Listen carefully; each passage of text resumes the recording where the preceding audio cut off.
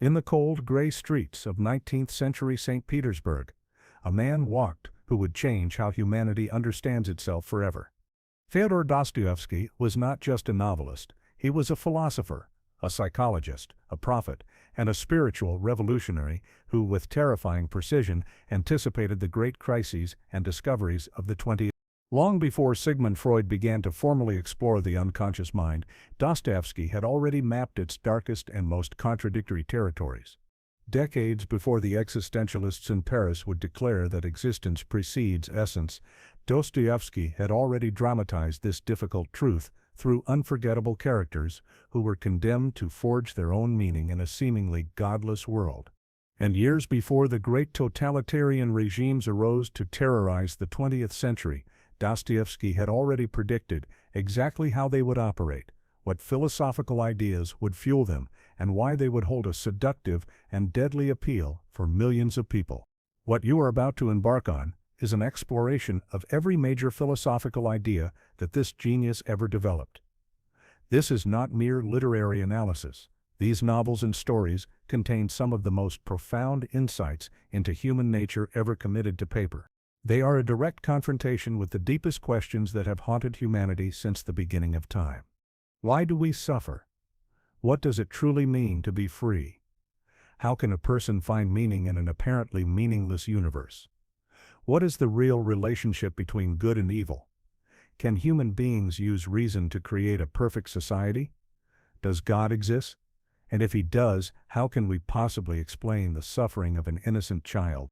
Dostoevsky did not approach these questions as an abstract philosopher sitting safely in an ivory tower. His philosophy was earned. It was forged in the crucible of some of the most traumatic experiences imaginable. As a young man, he was arrested for participating in a circle of radical intellectuals. Along with his comrades, he was subjected to a mock execution, a calculated act of psychological torture by the Tsar. Imagine it. He was led out into a freezing public square. A death sentence was read, and he was tied to a post. He stood there, blindfolded, before the firing squad, with only minutes left to live. He had made his peace with God and was awaiting the volley of bullets. At the last possible second, a messenger galloped in with a pardon from the Tsar, commuting his sentence. This experience, this intimate confrontation with his own mortality, would haunt him and shape his work for the rest of his life. His sentence was changed to 4 years of hard labor in a brutal Siberian prison camp. There he lived side by side with murderers and violent criminals, witnessing the absolute depths of human cruelty and degradation, but also unexpected moments of grace and kindness. He learned things about the human soul in that frozen hell that no academic could ever discover in a university library. His suffering did not end there. He was afflicted with severe epilepsy his entire adult life, a condition that brought him moments of intense ecstasy followed by debilitating physical and mental anguish. He was crippled by a gambling addiction that repeatedly drove his family into poverty. He endured the profound grief of losing 2 of his beloved children. He knew suffering intimately, and this is what gives his philosophical insights their staggering power and authenticity. His ideas are not abstract theories. They are truths paid for with his own pain. But Dostoevsky was not merely a man who suffered. He was also a man of extraordinary genius and learning. He read voraciously in philosophy, theology, psychology, and political theory. He engaged with the greatest thinkers of his time and understood the powerful intellectual currents that were shaping the modern world. He saw the rise of materialism, of atheism, of socialism, and of a blind faith in scientific rationalism. And unlike his contemporaries, who saw these as progressive and liberating ideas, Dostoevsky saw where they were leading. He was horrified. He understood that these seemingly enlightened ideas contained the seeds of an unprecedented human destruction. He dedicated the second half of his life to a great project, to warn humanity about the spiritual abyss that lay ahead and to point toward a different, more difficult, but ultimately more human path. The philosophy we are about to explore is not a systematic, academic theory. You will not find it laid out in neat logical arguments. It is a living, breathing exploration of the human soul. It emerges through characters who feel as real and as contradictory as the people in your own life. It is dramatized through stories that will haunt you long after you have finished them. It is a philosophy born from agony, refined through genius, and offered as a gift to anyone willing to grapple with the deepest and most uncomfortable truths about what it means to be a human being. To guide our journey through this vast and challenging landscape, our masterclass will be divided into 5 major phases. First, we will explore the problem of freedom and the underground mind, examining Dostoevsky's radical concept of freedom and his prophetic vision of the alienated modern individual. Next, we will confront his critique of utopia and the nature of evil, diving into his war against rationalism and his profound understanding of the dark capabilities of the human heart. Then, we will enter the heart of his work, the spiritual crisis. We will wrestle with the problem of innocent suffering, the parable of the Grand Inquisitor, and Dostoevsky's fierce defense of his own unique vision of Christianity. After that, we will map the path to redemption, exploring his insights into the unconscious mind, the transformative power of suffering, and the role of active love as the ultimate healing force. Finally, we will conclude by synthesizing his entire vision and understanding his enduring legacy for our own troubled times. Prepare yourself for a journey into the mind of one of the greatest and most essential thinkers who ever lived. Before we can enter the philosophical worlds of his great novels, before we can wrestle with the Grand Inquisitor or descend into the mind of the underground man, we must first walk with Dostoevsky himself into the 2 crucibles that forged his soul. His philosophy was not born in a comfortable study. It was born in the face of a firing squad and hardened in the frozen hell of a Siberian prison camp. To understand his ideas, we must first understand his ordeal. The year is 1849. Dostoevsky is a young man, just 28 years old, already a celebrated author in St. Petersburg. He is an idealist, a dreamer, part of a circle of intellectuals called the Petrushevsky Circle. They gather to discuss forbidden Western ideas, utopian socialism, social reform, the dream of a more just and rational world. To the Tsar's secret police, this is not harmless debate. It is treason. In the dead of night, Dostoevsky and the other members are arrested and thrown into the brutal Peter and Paul fortress. After months of interrogation, they are found guilty of revolutionary activities. Their sentence is death. On a freezing December morning, they are taken to a public square. A scaffold has been erected, a crowd has gathered, a government official reads their death sentence aloud. A priest invites them to confess their sins and offers them a cross to kiss. Dostoevsky is in the first group of 3 prisoners to be executed. He is stripped to his shirt and a post is driven into the frozen ground. He is tied to it. A hood is pulled over his head, blinding him to the world. He can hear the soldiers of the firing squad marching into position, their boots crunching on the snow. He can hear them raising their rifles, taking aim. In this moment, he believes he has 5 minutes left to live. Later, he would write about the experience with a terrifying clarity. In those final moments, his mind did not cloud over with panic. Instead, it became hyper-aware. A profound and overwhelming love for life, for the simple fact of existence, flooded his being. The sunlight, glinting off a nearby church dome, seemed impossibly beautiful. He thought of his brother, of the people he loved. He made his peace with God. He calculated how he would spend his final moments. 2 minutes to say goodbye to his comrades. 2 minutes to think about himself for the last time. And 1 final minute to look at the world, at the sky, at the light. He was ready. He was waiting for the volley of bullets that would end his existence. And then, at the last possible second, a white flag was raised. A messenger from the Tsar galloped into the square. A new decree was read. His Imperial Majesty, in an act of mercy, had decided to spare their lives. Their sentences were commuted to years of hard labor in Siberia. The hoods were removed. The men were untied. Some had gone mad from the ordeal. Dostoevsky had not. He had been taken to the absolute brink of non-existence, and then violently pulled back. The man who walked away from that post was not the same man who had been tied to it. The naive, utopian dreamer was dead. Something else, something far more profound, had been born. This was only the beginning of his ordeal. He was put in shackles and sent on a long, agonizing journey to a Karoga, a hard labor camp in Omsk, Siberia. This was the place known as the House of the Dead. He arrived as a political prisoner, an educated nobleman with romantic ideas about the Russian peasant. He still believed, as many intellectuals of his time did, that crime was primarily a product of a corrupt environment. He thought the common people were fundamentally good, and that if you changed their social conditions, you could eliminate their vices. Siberia shattered that illusion forever. For 4 years he lived in a filthy, overcrowded barracks, with some of the most violent criminals in the Russian Empire, murderers, bandits, men who had committed unspeakable acts of cruelty. He saw human nature in its rawest, most unvarnished form, and what he discovered horrified him. He learned that many of these men were not tragic victims of circumstance. He saw that they had not committed their crimes out of desperation or ignorance. Many of them had freely and consciously chosen evil. He saw men who took a perverse pleasure in violence, who boasted of their crimes, who seemed to possess no capacity for remorse or empathy. He saw that evil was not a social problem that could be solved with better education or economic reform.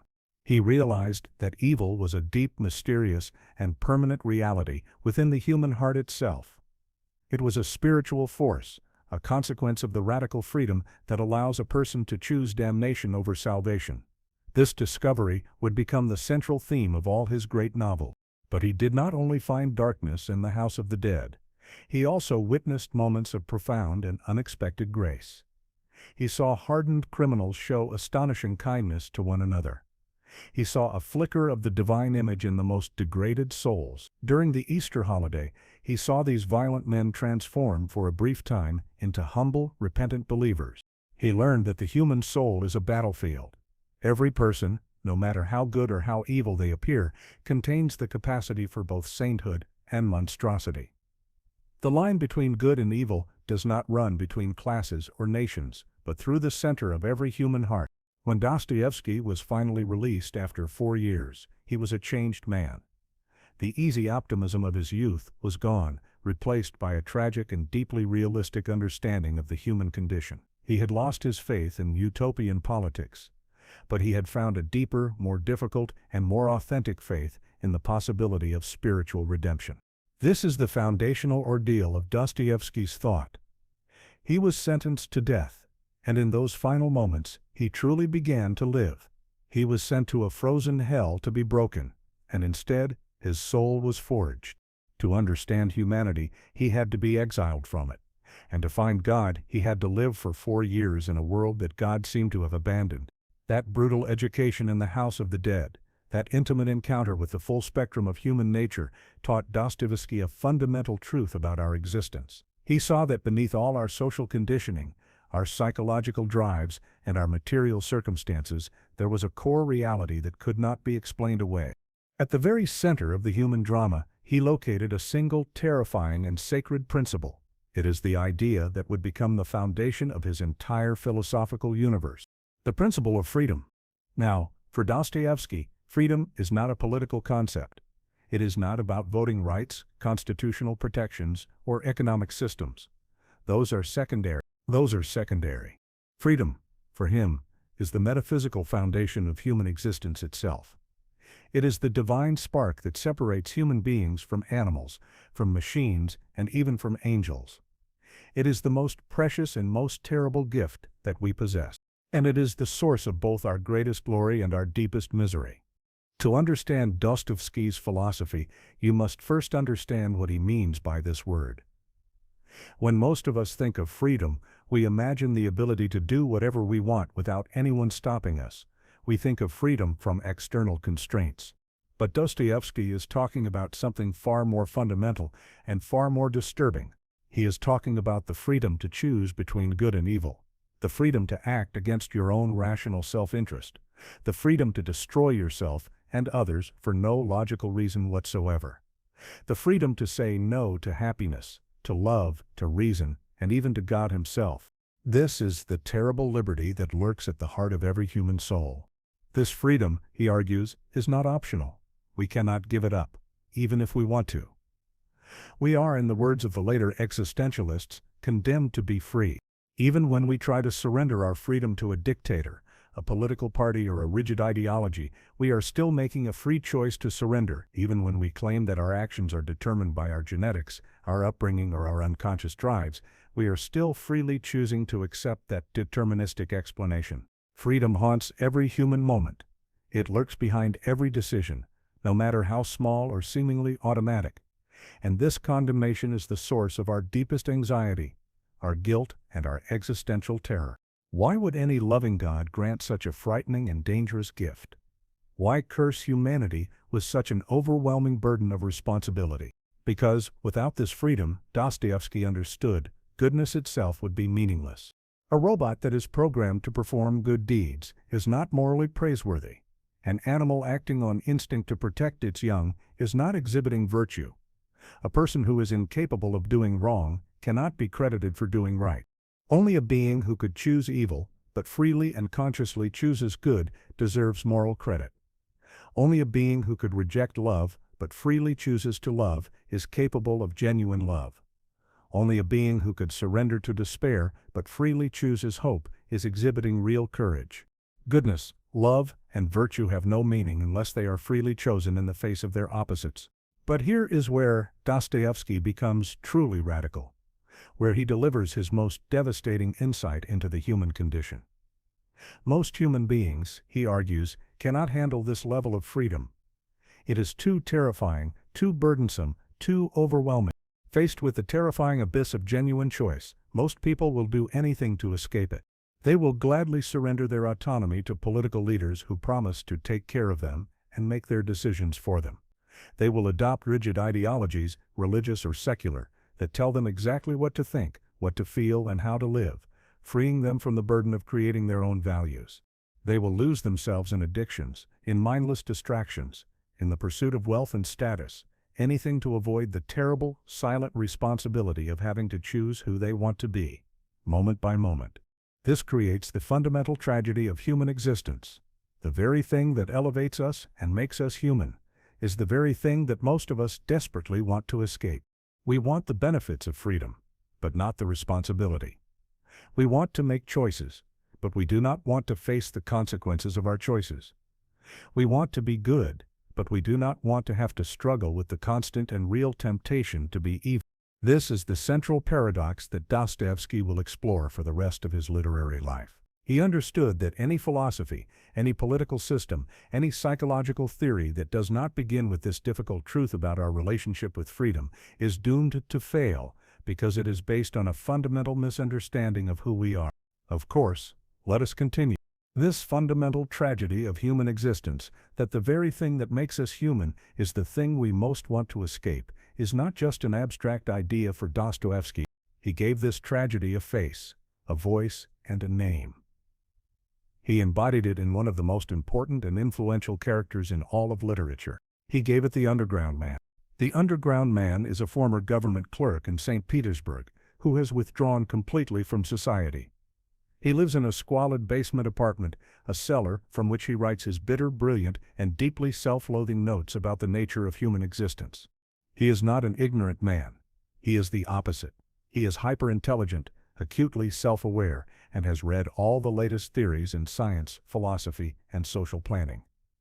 He is a man who has been completely saturated by the rational, enlightened ideas of his time. And he is utterly, completely miserable. His tragedy is not that he doesn't know how to live a good life. His tragedy is that he knows exactly what he should do to improve his life, to be happy, to be a productive member of society, and he consciously, deliberately, and spitefully refuses to do it. He sabotages his own happiness at every turn. He alienates the few people who show him kindness. He rejects opportunities for connection and then seethes with resentment over his own loneliness. He wallows in his own suffering, cultivating it like a rare and precious flower. Why? Why does he do this? Because it is the only way he can assert his freedom. The Underground Man is engaged in a rebellion, but his rebellion is not against a political tyrant or a social institution. He is rebelling against the tyranny of reason itself. He is fighting against the emerging modern idea that human beings are fundamentally rational creatures who can be understood, predicted, and perfected through science and logic. The intellectuals of Dostoevsky's time were dreaming of a future utopia, a crystal palace, where science would solve all human problems. In this perfect world, everyone's behavior would be governed by rational self-interest. If you could prove to a person, with mathematical certainty, what was good for them, they would naturally do it. There would be no more crime, no more irrationality, no more suffering. Humanity would be perfected. The underground man looks at this vision of a perfectly rational, happy world, and he is filled with a profound and nauseating horror. He understands that to live in such a world would be to cease to be human, to be perfectly predictable, to always act in one's own self-interest, would be to become a machine. He uses the analogy of a piano key or an organ stop, something that simply responds to external laws without a will of its own. And his entire miserable existence is a single desperate scream of protest against this idea. He would rather suffer as a free and unpredictable human being than be happy as a programmed and predictable slave. This is the source of his famous rebellion against the simple certainty of 2 + 2 = 4. He admits that, yes, 2 + 2 = 4 is a fact of logic. It is a wall he cannot break through with his head. But he argues that the human will, in its desperate need to prove its own freedom, will sometimes find a strange and perverse beauty in declaring that 2 + 2 = 5. This irrational choice, this deliberate act of self-will against the crushing certainty of logic, is the ultimate proof that we are more than just calculating machines. This is the essence of the human perversity that Dostoevsky discovered. We will choose suffering over happiness if suffering is the only available means to prove our autonomy. We will act against our own self-interest simply to demonstrate that we are not predictable. We will embrace irrationality as a form of rebellion against any system that tries to reduce us to a neat and tidy formula. Dostoevsky gives us a breathtakingly powerful image for this. He says that we are willing to go to hell as long as we can choose hell for ourselves, rather than having heaven imposed upon us. The freedom to choose damnation is more precious to us than a guaranteed but unchosen salvation. This single devastating insight has profound implications for every area of human concern. Any political system that tries to perfect human beings by eliminating their capacity for irrational choice will ultimately fail. It will produce not gratitude, but a deep and bitter resentment. Any ideology that promises to create a perfect utopia by removing the possibility of choosing unhappiness will inevitably produce a rebellion of the human spirit. Any economic or social theory that treats people as purely rational actors who will always choose what is best for them will be constantly surprised and confounded by our capacity for self-sabotage. And any psychological theory that tries to explain all human behavior in terms of deterministic causes, genetics, environment, conditioning, will always miss that irreducible, mysterious and sacred element of freedom that makes us who we are. The underground man is Dostoevsky's great warning to the modern world. He is the ghost in the utopian machine. He is the living proof that the human soul cannot be engineered, perfected, or calculated. It can only be respected in its terrifying and magnificent freedom. And so, in this miserable, spiteful man, hiding in his cellar, Dostoevsky reveals the terrifying, sacred core of what it means to be human.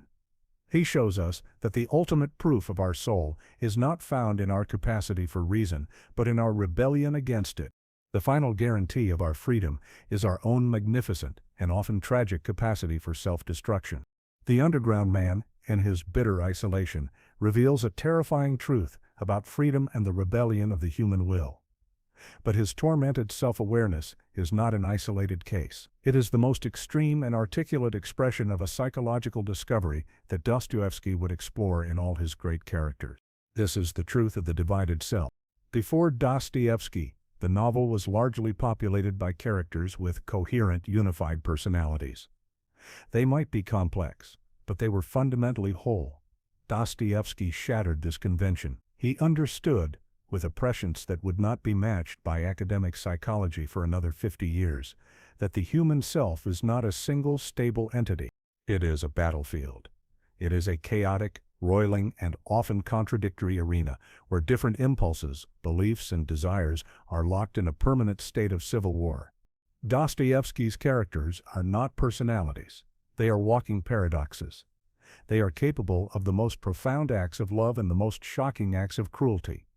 Often on the same day, they are driven by both a yearning for faith and a crippling intellectual doubt. They are simultaneously saints and sinners, angels and demons, all warring within a single soul. This is his great psychological innovation. He puts the human psyche itself on trial.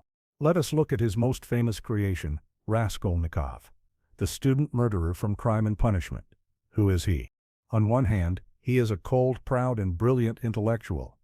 He has developed a rational theory that divides humanity into the ordinary and the extraordinary. He believes that extraordinary men, like Napoleon, have the right to transgress moral law, to step over blood for a higher purpose. This is his rational, theoretical self. But there is another Raskolnikov. There is a man who is exquisitely sensitive, compassionate, and capable of profound generosity. This is the man who, upon hearing the tragic story of the Marmeladov family, gives them his last penny without a second thought, even though he himself is starving. These are not two different people. They are two warring factions within the same man. The murder of the old pawnbroker is an act committed by the cold, theoretical Raskolnikov. It is an experiment to prove his own intellectual theory, to prove that he is a superman. But the moment the act is done, the other Raskolnikov, the compassionate, moral, and all too human self, rises up in horror. The rest of the novel is not a police procedural about getting caught.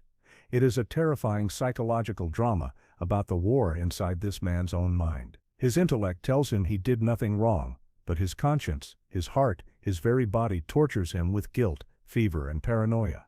He is a man divided against himself, and this internal division is a far more terrible punishment than any Siberian prison. Or consider Ivan Karamazov, the brilliant rationalist from the Brothers Karamazov. His division is perhaps even more profound. Intellectually, Ivan is an atheist. He has reasoned his way to a position of rebellion against God, based on the unanswerable problem of innocent suffering. His arguments are logical, powerful, and seemingly irrefutable. But Ivan also possesses a deep, almost desperate yearning for faith. He has what his brother Alyosha calls a Karamazov heart, a passionate spiritual and deeply moral core that his own intellect cannot extinguish.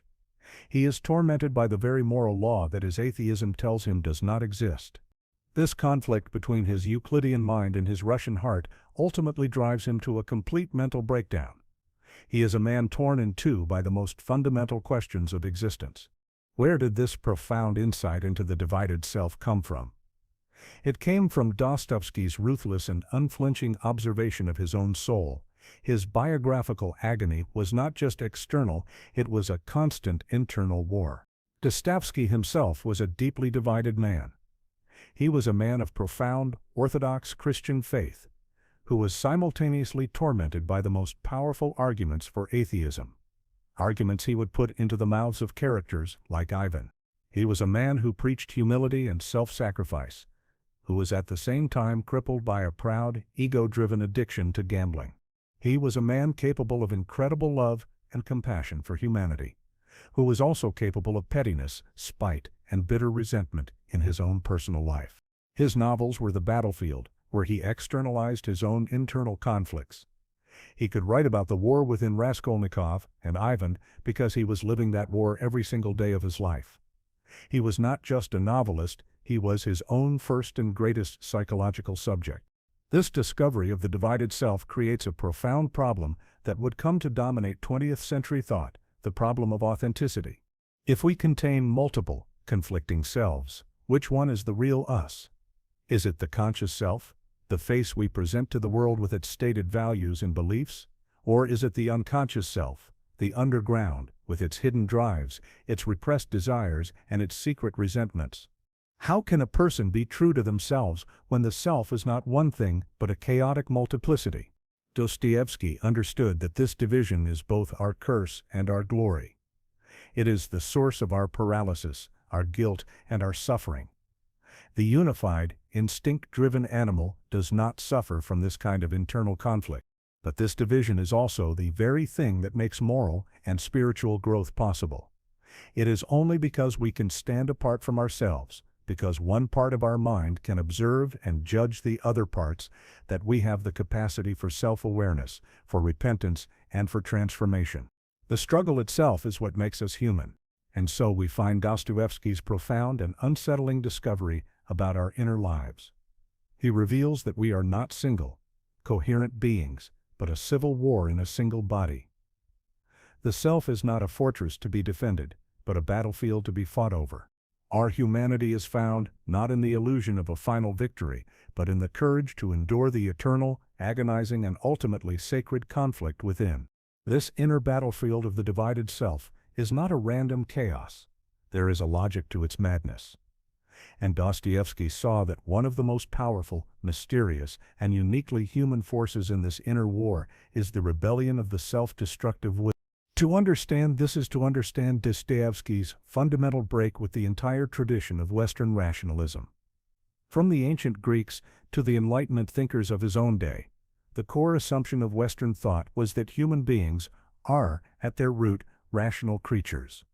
The belief was simple: if you can clearly show a person what is in their own best interest, they will naturally pursue it. Suffering, crime, and self-harm were seen as problems of ignorance. Educate people, reform their social conditions, and they will naturally and logically choose happiness and well-being. Dostoevsky looked at this optimistic creed, and with the voice of the underground man, he declared it to be a naive and catastrophic lie. He knew that human beings do not always want what is good for them. In fact, he argued that sometimes the one thing a person wants most in the world is the very thing that will cause them the most pain. This is not a bug in the human system. It is a central feature. It is a direct consequence of our radical freedom. The underground man is the ultimate expression of this rebellion. He is at war with the simple, mathematical certainty of 2 + 2 = 4. Now, he is not a fool. He knows that 2 + 2 = 4 is a fact of arithmetic.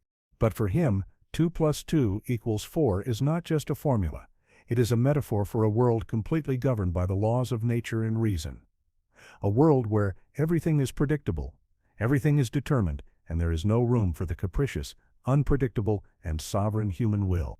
It is the formula for the Crystal Palace, a perfect, rational utopia where human happiness has been scientifically engineered. And the underground man's response to this is to say, "To hell with your Crystal Palace." He declares that what he values more than any advantage, more than any happiness, more than any well-being, is his own independent wanting.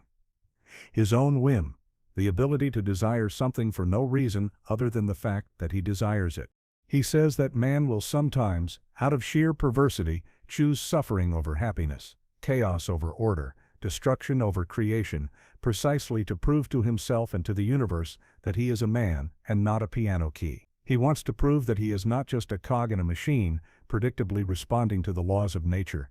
His self-destructive behavior, his isolation, his spite, his refusal to accept happiness, is his one final, desperate assertion of freedom. It is his declaration that 2 + 2 = 5 can be a very charming thing, not because it is true, but because choosing it is an act of pure, unadulterated will. Where did Dostoevsky get such a dark and seemingly strange insight? He got it from the most reliable source imaginable, the laboratory of his own soul.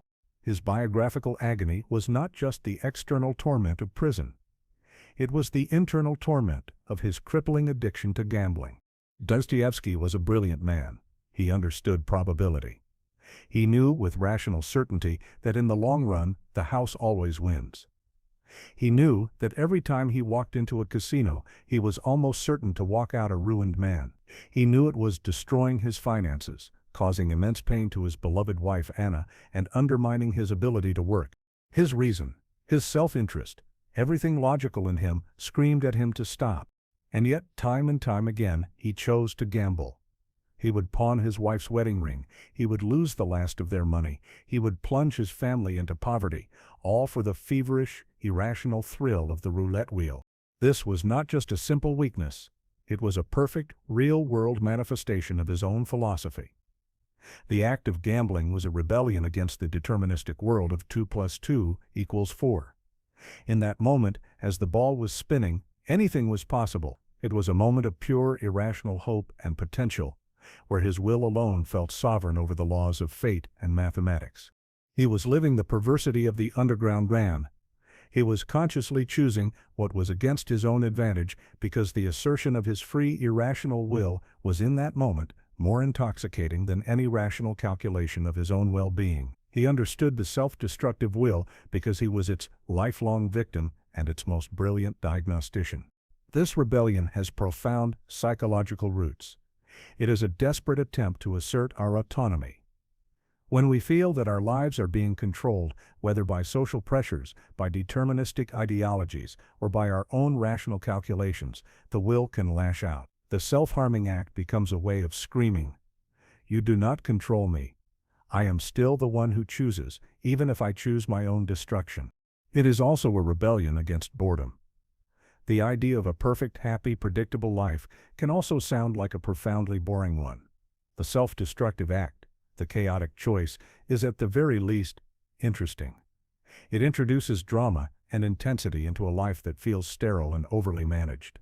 This is the insight that makes Dostoevsky's characters so timelessly and frighteningly real. Raskolnikov's murder is not just a rational experiment gone wrong, it is a profoundly self-destructive act of will, an attempt to prove his own freedom from the moral laws that bind other men. Dmitry Karamazov's entire passionate, chaotic, and self-destructive life is a rebellion against any form of restraint or rational order. This is Dostoevsky's most unsettling diagnosis of the modern soul. He shows us that our freedom is not guaranteed by our virtues, but by our vices. Our capacity for reason makes us clever, but it is our capacity for irrational, self-destructive rebellion that proves we are not machines. The final, terrible proof of our humanity is found in our freedom to choose our own damnation. Of course, let us proceed. This profound and unsettling discovery of the self-destructive will was not merely a psychological insight for Dostoevsky, it was a weapon. It was his primary argument in a great intellectual and spiritual war he waged for the second half of his life. A war against the most seductive and dangerous idea of the modern age. He called it the Crystal Palace. The Crystal Palace was a real building, a massive and beautiful structure of iron and glass, built in London to house the Great Exhibition of 1851. For most European intellectuals, it was a magnificent symbol of their era's achievements. It represented the triumph of science, reason, industry, and progress. It was a gleaming monument to humanity's newfound power to understand and control the natural world. But when Dostoevsky saw it, he was not filled with admiration. He was filled with a deep, prophetic horror. For him, the Crystal Palace was not just a building. It was a symbol of the future that modern, Western thought was trying to build. A future based on a set of ideas he considered to be a spiritual poison: rationalism, scientific materialism, and utopian socialism. It was the promise of a perfect world, a world where science had solved all problems, where reason had eliminated all irrationality, and where society had been so perfectly engineered that suffering itself would become a thing of the past. It was the promise of a heaven on earth, and Dostoevsky believed it would be a hell. To understand his war against the Crystal Palace, we must first understand the enemy he was fighting. The first pillar of this new worldview was scientific materialism. This is the belief that human beings are nothing more than complex biological machines. In this view, there is no soul, no spirit, no divine spark. Consciousness is merely a byproduct of brain chemistry. Our thoughts and feelings are just complex electrochemical reactions. Free will is an illusion, because all of our actions are ultimately determined by our genetics, our environment, and the physical laws of the universe. The second pillar was rationalism. This is the belief that human reason is the ultimate and only source of truth and authority. If something cannot be measured, quantified, and logically understood, it is not real. This meant that faith, tradition, and spiritual intuition were dismissed as primitive superstitions. The rationalist believed that a small elite of enlightened intellectuals, armed with scientific knowledge, had the right and the duty to re-engineer society from the ground up, creating a more logical and efficient system for living. And this led directly to the third pillar: utopian socialism. This was the political expression of the first two ideas. If humans are just machines, and if reason is the ultimate guide, then it must be possible to create a perfectly organized society. The utopian socialists of Dostoevsky's day believed that by perfecting social and economic conditions, by eliminating poverty, providing education, and organizing labor rationally, you could perfect human beings themselves. Crime, vice, and selfishness were not inherent flaws in human nature. They were simply the products of a flawed environment. Fix the environment, and you would fix the person. This vision was, and still is, incredibly seductive. It is a vision of a world without pain, without conflict, without tragedy. It is the promise of a final, permanent solution to the human condition. And Dostoevsky dedicated his life to warning us that this beautiful dream was in fact a monstrous nightmare. His biographical agony gave him a unique perspective. As a young man, he had been a believer. He had been a member of the Petrushevsky Circle. He had read these same utopian socialist texts and dreamed of a more just and rational world. He had believed in the promise of the Crystal Palace. His years in the Siberian prison camp were his brutal deconversion. In that house of the dead, he saw human nature stripped bare of all social pretense. And what he saw bore no resemblance to the rational, perfectible creature of the utopian theories.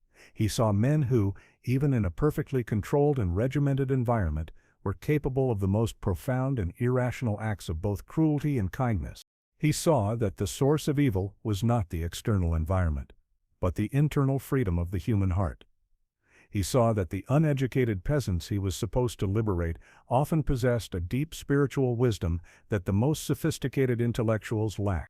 Siberia taught him that the rationalist view of human nature was a catastrophic misreading of reality. We are not primarily rational creatures, we are emotional, spiritual, and often deeply irrational beings. We are defined not by our predictable self-interest, but by our unpredictable and mysterious freedom. And from this insight, his great critique of the Crystal Palace emerged. He argued that a perfect, happy world, free from suffering, would also be a world devoid of what makes us human. Suffering, he had learned, is the very crucible in which our souls are forged. It is through pain that we learn compassion. It is through struggle that we develop courage. It is through loss that we understand the value of love. To eliminate suffering would be to eliminate the possibility of spiritual growth. It would be to create a race of happy, comfortable, and spiritually infantile beings. He called this utopian vision an anthill. A perfectly organized, perfectly efficient, and perfectly secure society, but one where the individual, with all their messy, irrational, and glorious freedom, has been completely erased.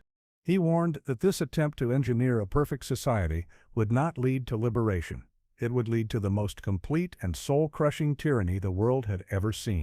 If you believe that human beings are just machines to be optimized, then you will eventually feel justified in using any means necessary to fix those parts of the machine that are not functioning according to your plan. If you believe that your rational blueprint for society is the only correct one, then anyone who resists that blueprint is not just an opponent, they are an enemy of progress, irrational obstacle to be removed. The road to the Crystal Palace, Dostoevsky prophesied, is paved with bodies. The desire to create heaven on earth, he warned, is the very thing that will create a hell. This is Dostoevsky's great prophecy, his terrifying warning to the modern world. He saw that the most dangerous ideas are not those that are obviously evil, but those that are born from a sincere and compassionate desire to eliminate suffering. The attempt to build a paradise for man by treating him as less than a man will not result in a perfect society. It will result in a perfect cage. The road to the Crystal Palace, he tells us, is paved with the very best intentions, and it leads directly to the house of the dead.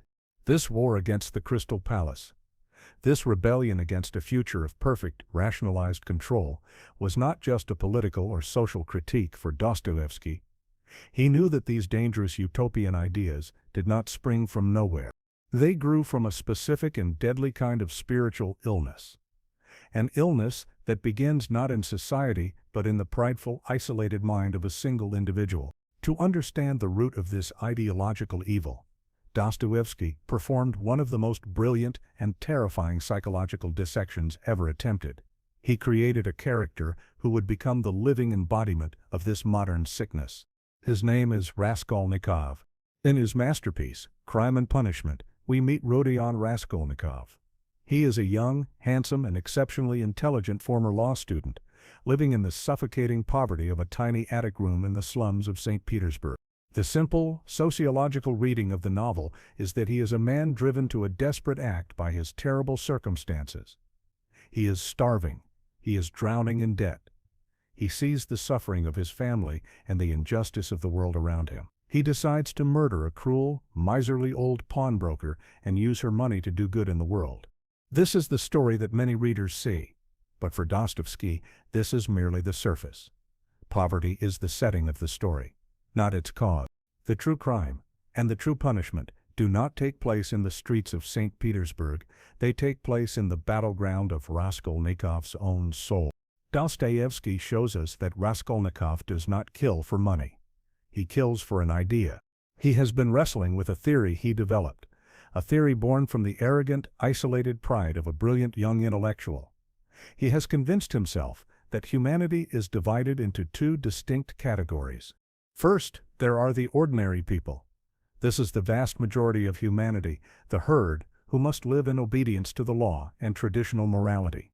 But then, there are the extraordinary people. The geniuses, the great men of history, a Napoleon, a Caesar. These individuals, he argues, have an inner right to transgress the law, if it is necessary for the fulfillment of their world-changing ideas. They have the right to step over blood for a higher purpose. This is the rational justification for his crime. It is a cold, utilitarian calculation. The old pawnbroker is a cruel, useless louse preying on the poor. Her life is worth nothing. By killing her and using her wealth to help hundreds of other deserving people, is he not, by the laws of simple arithmetic, performing a good deed? This is the intellectual trap.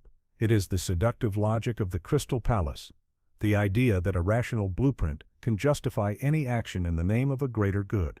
But Dostoevsky, with his unparalleled psychological insight, shows us that this entire sophisticated theory is nothing more than an elaborate and tragic self-deception. Raskolnikov's real motivation is not philosophical, and it is certainly not humanitarian. It is a deep, personal, and psychological need. He is consumed by the terrifying question, am I a louse like everyone else, or am I a Napoleon? The murder is not an act of charity. It is an experiment. It is a desperate, pathetic test he has designed to prove to himself that he is one of the extraordinary ones. The real goal is not to help the poor, it is to satisfy his own agonizing pride and to overcome his own gnawing sense of inadequacy. He wants to experience the ultimate assertion of his own will. He wants to know what it feels like to stand beyond good and evil, to hold the power of life and death in his own hands. In essence, he wants to feel what it is like to be a god. This is Dostoevsky's terrifying discovery from his own biographical agony in Siberia, now brought to life. In the prison camp, he had expected to find men who were victims of their environment. Instead, he found men who had chosen evil freely, not out of need, but out of a perverse desire for self-assertion, for the thrill of transgression. Raskolnikov is the intellectual version of those convicts. He is Dostoevsky's attempt to understand the psychology of a man who chooses evil not because he is ignorant or desperate, but because he is proud. And the true genius of the novel is what happens after the crime. The real punishment is not the cat-and-mouse game with the police investigator. The real punishment is the immediate and total spiritual and psychological collapse that Raskolnikov suffers. His intellectual self, his theory, tells him that he has done nothing wrong. But his deeper self, his conscience, his very soul, knows that he has committed a profound violation against the sacredness of life. This creates the ultimate divided self. He becomes completely alienated from humanity. He can no longer be in the same room as his own mother and sister without feeling a chasm of separation. Every act of kindness shown to him feels like an accusation. He is trapped in a prison of his own mind long before he is ever sent to the physical prison in Siberia. His theory has failed him. It has given him the logic to commit the crime, but it has not given him the strength to live with it. In Raskolnikov, Dostoevsky gives us the prototype of the modern ideological killer. How many of the great horrors of the 20th century were committed not by simple criminals, but by educated, sophisticated men who had a theory? How many revolutionaries and tyrants have justified mass murder and terrorism by claiming to serve some abstract greater good? Raskolnikov represents the terrifying combination of intellectual arrogance and spiritual blindness that characterizes so many modern movements. He is the educated idealist who convinces himself that his own personal resentment and lust for power is actually a noble commitment to a higher cause. This is Dostoevsky's terrifying insight into the psychology of modern evil. He shows us that the most monstrous acts in history are not committed by simple criminals, but by sophisticated idealists. The greatest danger to humanity is not the man who hates, but the man who loves humanity so much that he is willing to kill for his own perfect vision of it. The purest evil is born not from a corrupt heart, but from a reason that has elevated itself above the heart entirely. The evil of a Raskolnikov is a grand dramatic and intellectual affair. It is the evil of a fallen angel, a proud mind that dares to challenge the moral laws of the universe. It is a terrifying, but in its own way, a glamorous form of transgression. But Dostoevsky knew that this is not how most evil enters the world. More often, it does not arrive like a thunderstorm. It seeps in like a slow, toxic fog. It is the product of a gradual spiritual deterioration, a series of small, mundane compromises that slowly deaden the soul until it is no longer capable of distinguishing good from evil. To understand this more common, more insidious and therefore more frightening form of evil, we must turn to the dark heart of the Brothers Karamazov and to the character of Pavel Smerdyakov. On-screen text appears, GFX The Brothers Karamazov, The Banality of Evil. If Raskolnikov is a fallen angel, Smerdyakov is a creature of the swamp. He is not a brilliant intellectual. He is the illegitimate and rumored son of the buffoonish and cruel patriarch, Fyodor Karamazov, and a local disabled woman known as Stinking Lizaveta. He is raised not as a son, but as a servant, a cook, a lackey in his own father's house. His entire existence is one of humiliation, resentment, and a deep, festering cynicism. He is an epileptic, like Dostoevsky himself, but his illness brings him no spiritual insight, only a sense of alienation. Smerdyakov was not born a monster. He was slowly and methodically created by his environment. He grows up in the poisonous atmosphere of the Karamazov household, a world devoid of genuine love, faith, or moral principle. He watches the hypocrisy of his father, the passionate chaos of his half-brother Dmitri, and the cold, intellectual arrogance of his other half-brother Ivan. From this education in corruption, he learns one thing: that the world is a cynical game, and the only goal is to serve your own self-interest. But Smerdyakov on his own is merely a petty and resentful opportunist. He lacks the courage and the philosophical justification for a truly great crime. And that is where his intellectual brother, Ivan, comes in. This is the beginning of the devil's bargain. Smerdyakov is fascinated by Ivan. He listens, like a devoted but cunning student, to Ivan's brilliant, atheistic, and nihilistic philosophies. And he hears one idea, above all others, that becomes the key that unlocks his darkest potential. It is Ivan's famous, tormented thesis: if God does not exist, then everything is permitted. For Ivan, this is a profound and agonizing intellectual tragedy. It is the conclusion of a brilliant mind that has wrestled with the problem of evil and found faith to be impossible. It is a source of his own deep spiritual suffering. For Smerdyakov, it is a get-out-of-jail-free card. He takes Ivan's sophisticated, abstract, philosophical conclusion and understands it in the most literal, practical, and brutish way possible. If there is no God, no immortal soul, and no ultimate judgment, then there is no objective reason why he should not murder his father Fyodor and steal his money. The act of murder becomes for Smerdyakov not a transgression, but a perfectly logical action. This is the unholy and terrifying alliance that Dostoevsky reveals. The alliance between the sophisticated nihilism of the intellectual and the base, resentful evil of the opportunist. Ivan provides the theory, Smerdyakov provides the action. Ivan is the mind that gives the permission. Smerdyakov is the hand that holds the weapon. This is not just a literary device. This was Dostoevsky's biographical agony as a public intellectual. He was watching the youth of Russia, the brilliant and often well-intentioned students, toying with the dangerous ideas of atheism, materialism, and nihilism, just as he had in his youth. He saw them as Ivan's brilliant, tormented, and utterly blind to the real-world consequences of their own ideas. He knew that these philosophies would not stay in the salons and the university lecture halls. He feared that these ideas, once they seeped down into the resentful, less sophisticated Smerdyakovs of the world, would unleash a torrent of unimaginable violence. The Brothers Karamazov is his ultimate, desperate warning about the terrifying moral responsibility of the intellectual. Smerdyakov's psychology is a perfect illustration of what would later be called ressentiment, the impotent rage of the powerless. He is a man who has been humiliated his entire life, and his crime is not just about money. It is a pathetic and twisted act of revenge against his father and the world that has rejected him. But the most chilling aspect of Smerdyakov's evil is its sheer banality. When Raskolnikov kills, he is plunged into a hell of guilt and psychological torment. He suffers profoundly. When Smerdyakov kills, he feels almost nothing. A bit of fear, a bit of anxiety about getting caught, but no deep soul-crushing guilt. His conscience, his very soul, has been so thoroughly eroded by a lifetime of cynicism and small compromises that the act of parricide is just a logical next step in a life devoid of any sacred value. He is not a man wrestling with his soul, he is a man who has already lost it. And this, for Dostoevsky, is the more terrifying portrait of evil. Not the grand tormented transgressor, but the man whose spiritual core has become so numb, so deadened, that he no longer even recognizes the transgression at all. Here Dostoevsky reveals a chilling truth about the nature of corruption. The great evils of the world are not born in a single fiery act of rebellion.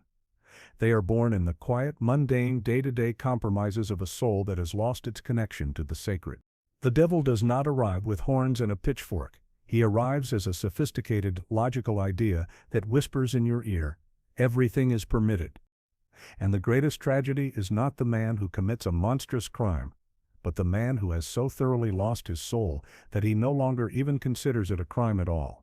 The unholy alliance between Ivan Karamazov's nihilistic ideas and his lackey Smerdyakov's resentful action was a tragedy on a personal scale. It was a single dark flower of evil, blooming in the corrupt soil of one dysfunctional family. But Dostoevsky saw that this was just a rehearsal for a far greater and more terrifying drama. He saw what would happen when this private sickness went public. He saw what would happen when the nihilistic ideas of a few isolated intellectuals were allowed to infect an entire generation. This is the prophecy of his most explosive, most controversial, and perhaps most historically important novel. The title itself is a diagnosis. The original Russian title, Besi, translates to the possessed. Dostoevsky saw the radical Western ideas of socialism, atheism, and nihilism that were sweeping through Russia not as mere political theories, but as a spiritual plague. He saw the young intellectuals who championed these ideas as being possessed by them, like the herd of swine in the biblical story, who are driven mad by demons and rush headlong over a cliff to their own destruction. This was not an abstract fantasy. The novel was directly inspired by a real and shocking event, the Nechayev affair. Sergei Nechayev was a real-life revolutionary extremist who had a member of his own small cell murdered, simply to enforce discipline and bind the group together through shared blood guilt. Dostoevsky was horrified. He saw in this small, sordid crime the seed of a future in which all of Russia could be consumed by a firestorm of terror, manipulation, and murder. All in the name of a glorious, utopian future. Demons is his attempt to trace this spiritual infection to its source. The novel is set in a provincial Russian town that is slowly torn apart by a small, clandestine group of these revolutionary idealists. And at the center of this web of conspiracy are two of Dostoevsky's most unforgettable characters. First, there is Fyodor Dostoevsky. He is the organizer, the political operator. He is a man of boundless energy, cynical charm, and an absolute lust for power and destruction. He travels around the town, flattering the vain, manipulating the idealistic, and exploiting the resentful, all to gather followers for his secret society. Fyodor is Smerdyakov, with a political agenda. He does not actually believe in the utopian ideals of socialism and equality that he preaches. For him, these ideas are merely tools. They are the bait he uses to lure in the naive and the discontented. His true goal is not to build a better world. His true goal is simply to burn the current one to the ground. He is a pure agent of chaos, a man who finds ecstasy in destruction itself. But Pyotr is just the organizer. The true source of the ideological poison is the novel's other central figure, the enigmatic and terrifying Nikolai Stavrogin. Stavrogin is a wealthy, brilliant, and charismatic aristocrat, who has returned to the town after years of mysterious travels. Everyone is drawn to him. The other revolutionaries worship him as their leader, their dark messiah. But Stavrogin is a black hole. He is a man who is spiritually dead. He has experimented with every possible belief, every possible sensation, and every possible transgression, and he has found them all to be equally meaningless. He has pushed beyond the boundaries of good and evil, and has found nothing on the other side but a profound and soul-crushing boredom. He is a man who has lost the ability to feel, to believe, or to love. And this spiritual void, this inner emptiness, radiates outward from him like a deadly contagion, corrupting everyone he touches. He doesn't need to act. His very presence dissolves the moral foundations of the world around him. It is within this circle of the possessed that the novel's most terrifying idea is born. It comes from their theorist, a man named Shigalov. He has been tasked with designing the perfect society of the future. He locks himself away, and through pure cold logic, he arrives at his conclusion. He announces to the group that his final solution to the problem of humanity is a system he calls Shigalovism. He says, starting with unlimited freedom, I conclude with unlimited despotism. His plan is to re-engineer humanity. 90% of the population will be reduced to a state of complete, happy, mindless equality, like a herd of cattle. The other 10%, the elite, will rule over them with absolute power. To get to this future paradise, he calmly calculates, 100 million heads will need to roll. This is not a caricature. This is Dostoevsky in the 1870s, predicting with perfect accuracy the genocidal, totalitarian logic that would be employed by the Stalins, the Maos, and the Pol Pots of the 20th. The biographical agony that fueled this prophecy was Dostoevsky's own past. He was one of these men. He had been a member of the Petrushevsky circle. He had been seduced by these same utopian ideas. He knew, from the inside, their idealism, their intellectual arrogance, and their terrifying capacity for self-deception. Demons is a book written by a former revolutionary. It is the work of a man who looked back into the abyss of his own youthful ideology and was horrified by what he saw. He was not just critique others, he was performing an exorcism on a part of himself. He understood that the greatest danger was not that these revolutionaries were evil, but that they believed with a sincere and fanatical passion that they were good. Their desire to save humanity was the very thing that licensed them to destroy it. This is Dostoevsky's final, chilling prophecy on the nature of political evil. He shows us that the great tyrannies of the modern age would not be born from a lust for order, but from a lust for chaos. They would not be led by traditional despots, but by hollowed-out intellectuals and resentful idealists, possessed by ideas they barely understood. The revolution does not come to build a new heaven. It comes to create a new and more interesting hell. And the most terrifying demon is the one who promises you salvation. The political demons that Dostoevsky prophesied were driven by a nihilism born from the loss of faith. They were men who, believing in nothing, felt that everything was permitted. But Dostoevsky knew that the most powerful challenges to faith do not come from politics or from science.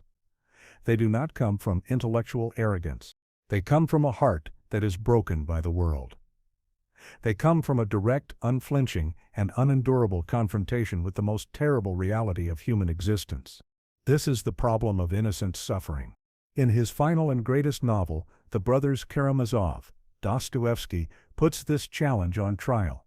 He creates a character who will voice the most powerful argument against God ever presented in literature. This is not the argument of a cynical nihilist. It is the argument of a man with a profound and tormented moral conscience. This is the rebellion of Ivan Karamazov. In a famous chapter of the book, the brilliant intellectual Ivan sits in a tavern with his younger brother, Alyosha, who is a devout and loving novice monk. Ivan tells Alyosha that he wants to make a confession. He explains that he has been collecting stories, true accounts from newspapers and historical records of the suffering of children. He is not interested in the suffering of adults. Adults, he says, have eaten the apple. They have knowledge of good and evil, and their suffering can perhaps be explained by their own sins, but children are different. Children are innocent. Their suffering is pure, unearned, and therefore philosophically indigestible. He then proceeds to lay out his case file of horror, and he forces his brother and us to look. He tells the story of a 5-year-old girl, the daughter of educated and respectable parents, who was subjected to the most unimaginable torture. They would beat her, lock her in a freezing outhouse all night for minor infractions, and smear her face with her own excrement. The child, in her terror and pain, had no one to turn to. Ivan says she would beat her tiny fist against her own chest and weep, praying in the dark and cold to dear, kind God to protect her. But no protection came. Eventually her parents killed her. Ivan looks at his pure-hearted brother Alyosha and asks the devastating question, "Can you understand why a little creature who cannot even comprehend what is being done to her should suffer so terribly?" He continues. He tells the story of a Russian general, a wealthy landowner, who discovers that a young peasant boy, a serf, has accidentally injured the paw of one of his favorite hunting hounds. As a punishment, the general has the boy stripped naked in front of the boy's mother. He orders his entire pack of hunting dogs to be unleashed. The dogs tear the child to pieces as the general looks on. These are not abstract examples. They are a direct confrontation with the raw, brutal reality of human cruelty. This is the evidence that keeps Ivan awake at night. The traditional religious answers to this problem, what theologians call a theodicy, are well known. Perhaps this suffering is necessary for some greater good. Perhaps it builds character. Perhaps it is a consequence of human free will. Perhaps it will all be compensated by an eternity of happiness in heaven. Ivan has heard all of these explanations, and he rejects them as morally obscene. No future paradise, no greater good, no promise of some final cosmic harmony could possibly justify the agony of that one little girl, praying in the freezing darkness. The entire universe is not worth the unavenged tears of that one tortured child. This leads him to his ultimate act of rebellion, his famous declaration to Alyosha.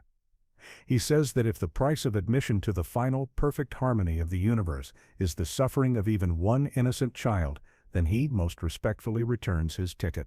This is not a statement of atheism in the ordinary sense. Ivan is not arguing that God does not exist. In fact, his entire argument depends on the possibility that God exists. His rebellion is more profound. He says, "It's not God that I don't accept, Alyosha, only I most respectfully return him the ticket." He is not rejecting God's existence. He is rejecting God's creation. He is making a moral judgment against the universe itself. He is saying that a world that contains such horror is a fundamentally unjust and unacceptable project, and he refuses to endorse it, even if it all leads to a happy ending. Where did this powerful, almost unbearable argument come from? Dostoevsky's biographical agony gives us the answer. He was not just a theological speculator. He was a father who knew the deepest form of innocent suffering. Years earlier, Dostoevsky's own beloved 3-year-old son, Alyosha, the very namesake of his pure-hearted character, had died from an epileptic seizure. Dostoevsky was devastated. He was a man who had looked into the face of his own dead child. Ivan's rebellion is not the cold argument of a detached intellectual. It is the raw, agonized scream of a loving father. Dostoevsky is not creating a straw man to be easily knocked down.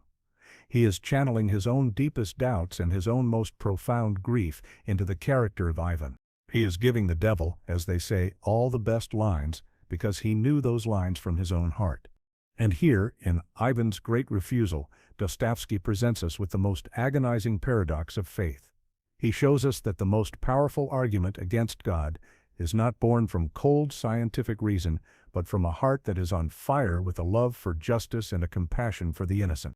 The greatest rebellion against heaven is not a sin, but an act of profound, and perhaps even holy moral integrity. Ivan Karamazov's rebellion is not just an emotional cry of pain against the suffering of children, it is a calculated philosophical position. And to give this position its ultimate terrifying expression, he tells his devout brother Alyosha a poem he has composed. It is a story that takes place in the heart of the Spanish Inquisition. It is one of the most powerful and prophetic pieces of writing in all of world literature. This is the parable of the Grand Inquisitor. On-screen text appears, GFX the Grand Inquisitor, a parable. The setting is 16th century Seville, Spain during the darkest days of the Inquisition. The day before, the church had burned 100 heretics at the stake in a glorious auto da fe. Into this world of fear and fire, Jesus Christ returns. He appears silently, but the people recognize him instantly. He walks among them, his presence radiating a quiet love and compassion. He performs miracles. He gives sight to a blind man. He raises a young girl from the dead. The people weep and adore him. But then, an old man, nearly 90 years old, passes through the crowd. He is the Grand Inquisitor, the cardinal of the church. He sees the miracle, he sees the adoration, and his face darkens. He points a finger and orders his guards to arrest Jesus. The crowd, so terrified of the Inquisitor's power, immediately parts and allows the guards to take him away. That night, the Grand Inquisitor visits Jesus in his prison cell, and there, in the total darkness of the dungeon, he delivers a long and chilling monologue. This is the heart of the parable. He begins by acknowledging that he knows who his prisoner is. He knows it is Christ himself, and he tells him that tomorrow he will be burned at the stake as the worst of all heretics. And the very people who kissed his feet today will rush to heap coals upon the fire tomorrow. The Inquisitor's argument is this: you, Jesus, made a fundamental and catastrophic error. You overestimated humanity. You came to offer humanity freedom. But freedom, he argues, is an unbearable and terrifying burden that human beings cannot handle. The vast majority of people, he says, are weak, pitiful, and rebellious children. They do not want the agonizing responsibility of making their own moral and spiritual choices. They want the opposite. They want security. They want certainty. They want to be told what to believe and how to live. They want someone to take the terrible gift of freedom away from them. And the church, the Inquisitor claims, has corrected your mistake. For 15 centuries the church has been working to undo the damage you did. It has taken away freedom and given people what they truly crave in its place: miracle, mystery, and authority. To prove his case, the Inquisitor revisits the 3 temptations that Christ faced from the devil in the wilderness. Each temptation, he argues, was a chance to give humanity what it truly needed. And in rejecting them, Jesus showed a profound lack of love for the weak and suffering people he claimed to serve. First, the Inquisitor says, the devil offered you bread. He tempted you to turn the stones of the desert into bread to prove your power. You refused, declaring that man shall not live by bread alone. But the Inquisitor scoffs at this. He says that for the vast hungry masses of humanity, there is nothing more important than bread. They will follow anyone who can feed them. By rejecting this temptation, you condemned humanity to perpetual struggle and economic inequality. The church, he says, has corrected this. We took the bread, and in our name we distribute it. And the people have brought us their freedom and laid it at our feet, and they are happy to do so, as long as we feed them. Second, the devil offered you a miracle. He tempted you to throw yourself from the temple, to be saved by angels, and thus to compel belief through an undeniable, supernatural act. You refused, insisting that faith must be freely chosen, not forced. But the Inquisitor sees this as a profound cruelty. He argues that most people are tormented by doubt. They cannot handle the ambiguity of a freely chosen faith. They desperately crave certainty. By refusing to provide irrefutable proof, you left humanity in a state of agonizing spiritual anxiety. The church has corrected this. We have given them miracle, mystery, and authority. We have given them the certainty their weak souls crave, and they are grateful for it. Finally, the devil offered you authority. He offered you the sword of Caesar, dominion over all the kingdoms of the earth, the power to create a perfect, unified political order. You rejected this, insisting that your kingdom was not of this world. But the Inquisitor calls this an act of profound irresponsibility. By refusing to take political power, you left humanity to struggle with war, chaos, and injustice. The Church has corrected this. We have taken up the sword of Caesar. We are building a single, universal state that will finally bring peace and order to this rebellious flock. We will make them happy. The Grand Inquisitor concludes that the devil, in fact, understood human nature better than Christ did. He offered humanity what it actually wants: economic security, bread, psychological certainty, miracle, and political stability, authority. In exchange for these gifts, humanity has gladly surrendered the one thing it cannot bear: freedom. The Inquisitor and the elite of the Church have taken this terrible burden of freedom upon themselves. They rule in your name, but they preach the wisdom of the devil. They know they are deceiving the people, and they know they will be damned for it. But they are willing to bear this cost, he claims, out of a deep and compassionate love for the weak and suffering human herd. This is Dostoevsky's most terrifying prophecy. The biographical agony that fuels this parable is his own profound fear of both Roman Catholicism and the rising tide of atheistic socialism. He saw them as two sides of the same coin. The Grand Inquisitor is not just a Catholic cardinal. He is the spirit of any ideology, religious or secular, that promises to create a perfect world by taking away human freedom. He is the ultimate rationalist. He is the ultimate social engineer. He is the architect of the Crystal Palace. At the end of the long monologue, Jesus, who has been silent the entire time, makes his only response. He does not offer a counter-argument. He simply approaches the old, withered Inquisitor and gently kisses him on his bloodless lips. The kiss is an act of pure, unconditional, and forgiving love. The Inquisitor is visibly shaken. The kiss glows in his heart, but he does not change his mind. He opens the prison door and tells Jesus to leave, and to never ever return. This is Dostoevsky's most chilling political and spiritual prophecy. He shows us that the ultimate enemy of human freedom will not be a monstrous tyrant who hates humanity. It will be a benevolent and compassionate authority who loves humanity so much that it cannot bear to see it suffer. The greatest prison is not the one built with walls of stone, but the one built with walls of bread, miracle, and security. And the final choice is always the same: the terrible, agonizing, and sacred freedom to choose for ourselves, or the comfortable, happy, and soul-crushing security of having the choice made for us. The Grand Inquisitor is not merely a literary character, he is a symbol. For Dostoevsky, he was the living, breathing spirit of what he called the Western heresy. This was his term for a profound and tragic betrayal of Christ's original message, a spiritual corruption that he believed had captured the mind of Western Europe and was now threatening to consume his beloved Russia. To understand Dostoevsky, we must understand that for him, the conflict between different forms of Christianity was not a minor theological dispute. It was a battle for the soul of humanity itself. His critique begins with Roman Catholicism. Dostoevsky looked at the Catholic Church of his day, at its immense wealth, its political influence, and its monarchical structure under the Pope, and he saw not a church, but a state. He saw the direct descendant of the Roman Empire, an institution that had inherited Rome's ambition for universal, earthly dominion. In his view, the Church of Rome had fundamentally corrupted Christ's message by trying to create a kingdom of this world rather than the kingdom of heaven. It had, he argued, embraced all three of the temptations that Christ had rejected in the wilderness. It had taken up the offer of bread. Through its worldly power and institutional structure, it offered the masses material security and relief from the chaos of life, and in exchange it demanded their obedience. It had taken up the offer of miracle. It had replaced the difficult personal struggle for faith with the comforting certainty of rigid doctrines, infallible papal authority, and the mystery of church ritual. It offered answers to quell the terror of doubt, and most damningly, it had taken up the sword of Caesar. It had become a political power, a temporal kingdom that used coercion and law to enforce its will. The Grand Inquisitor, for Dostoevsky, is the symbolic embodiment of this ideology.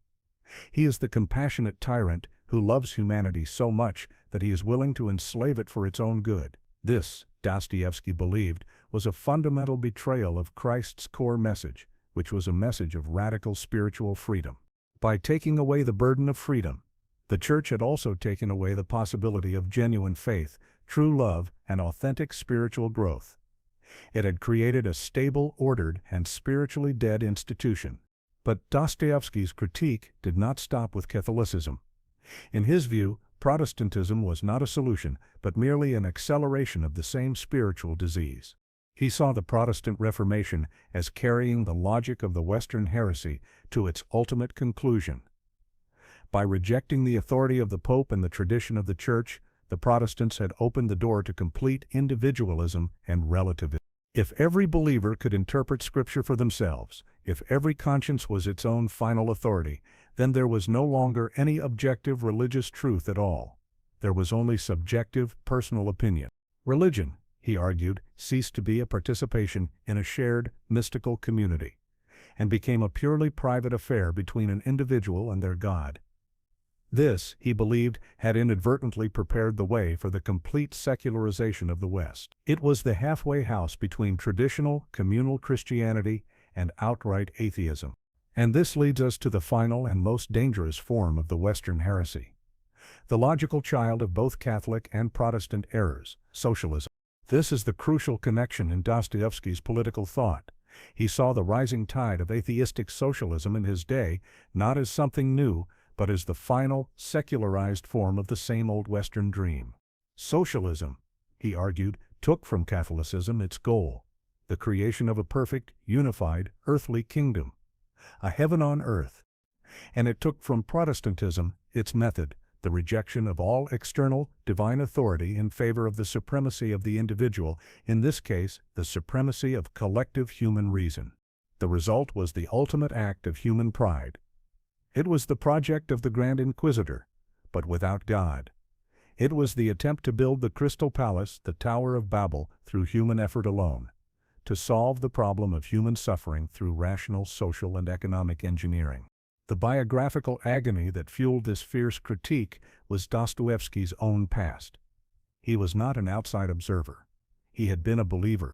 As a young man in the Petrushevsky circle, he had been seduced by these very ideas. He had read the French socialists. He had dreamed of a more just, more equal, and more rational world. He understood the profound appeal of this utopian vision because he had felt it in his own soul. His mock execution and his years in Siberia were not just a physical ordeal, they were a violent deconversion from this Western heresy. In the prison camp, he discovered that human nature was far darker, more mysterious, and more irrational than the socialist theories allowed. And he discovered, in the simple, unshakable faith of the Russian peasants, a spiritual reality that the sophisticated intellectuals of the West had completely forgotten. His later work is a fierce argument against his younger self. He is warning Russia not to follow him down the path that had led him to the firing squad.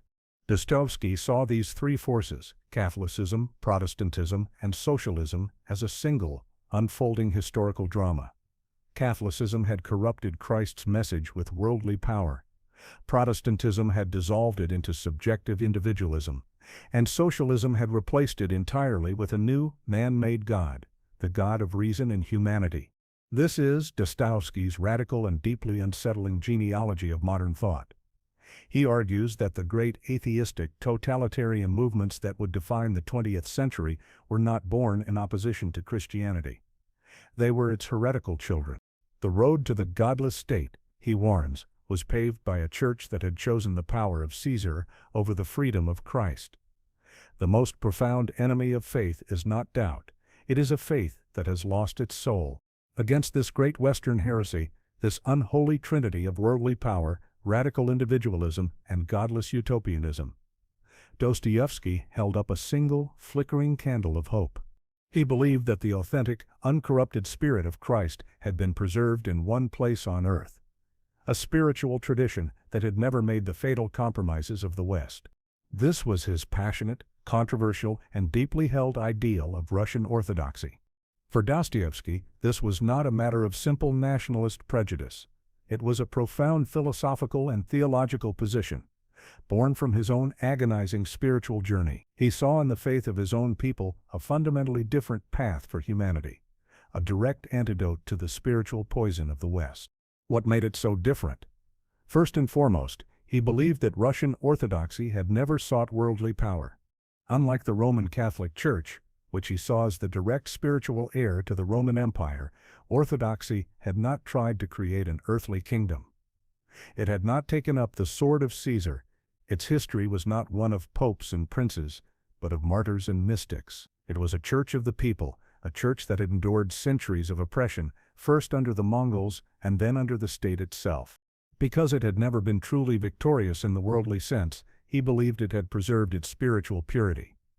Its focus remained on the kingdom of heaven, not the kingdom of earth. Second, and most critically, Orthodoxy embraced suffering as a sacred and necessary part of the spiritual path. While Western thought, both religious and secular, increasingly viewed suffering as a problem to be solved, a technical glitch to be eliminated through social reform or technological progress, Orthodoxy saw it as the very crucible in which the soul is transformed. It was through suffering, Dostoevsky learned, that believers were purified of their pride and their ego. It was through suffering that they learned true compassion for others, and it was through suffering that they participated in Christ's own passion and came to understand the deep mystery of redemption. This is connected to the Orthodox concept of kenosis, the self-emptying love that Christ demonstrated. True Christian love, for Dostoevsky, required the complete surrender of the self, the willingness to sacrifice everything for the good of another. This was a love that could only be learned in the school of suffering. Finally, the Orthodox ideal was based on a concept that is almost untranslatable, but which is the key to Dostoevsky's social and spiritual vision: the concept of sobornost. This is not mere cooperation or social solidarity. Sobornost is a mystical, spiritual unity achieved through shared faith and love. It is the idea that all people are interconnected, that we are not separate, competing atoms, but members of a single body. In sobornost, the I does not disappear, but finds its true and highest expression in the we. In this community, every person is responsible for every other person. The sin of one diminishes all. The redemption of one elevates all.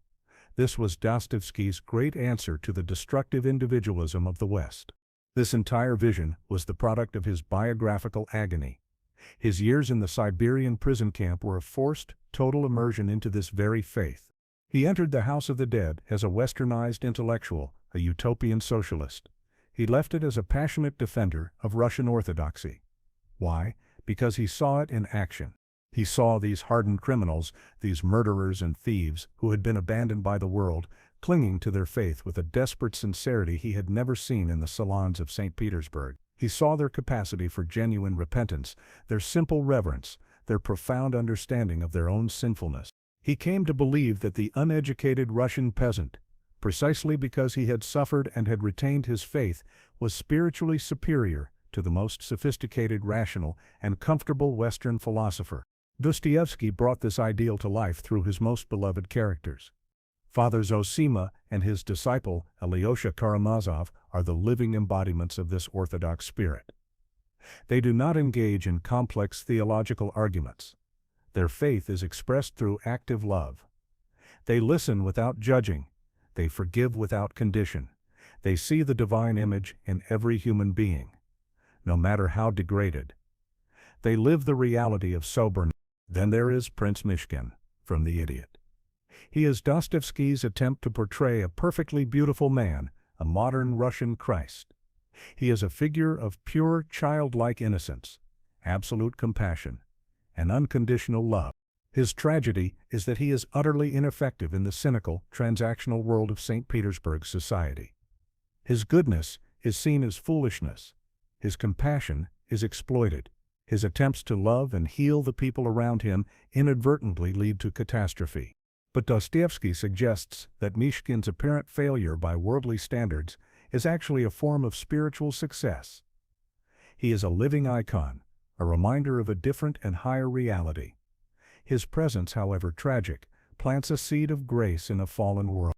This leads to the most controversial aspect of Dostoevsky's vision: his belief in Russia's messianic mission. He believed that because Russia alone had preserved the true, uncorrupted spirit of Christianity, it had a sacred destiny to save the world from the atheism, materialism, and spiritual death of the West.